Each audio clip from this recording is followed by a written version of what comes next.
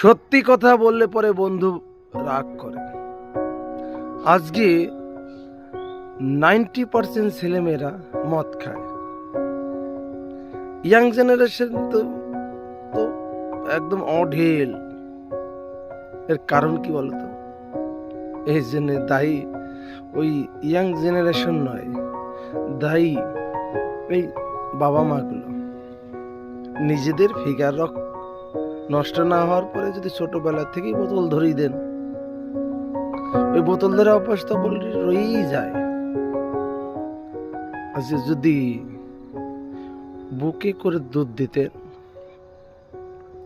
তাহলে এত বৃদ্ধাশ্রম বা এত বোতল ধরার অভ্যাস থাকতো না। এই জন্য এখন ছোটদের শৈশবগুলো চুরি করে নিয়ে যাচ্ছেন আপনারা। হ্যাঁ, যদি ছেলে মেয়েকে কাছে বুকে চেপে বড় হতেন তাহলে এই শৈশবটা চুরি হতো না, বাবা মাদের সম্পর্ক থাকতো, বোতলও ধরতো না, বৃদ্ধাশ্রম ওনারা যেতেন না। কথাটা মানে একটু বুঝে কমেন্ট করুন।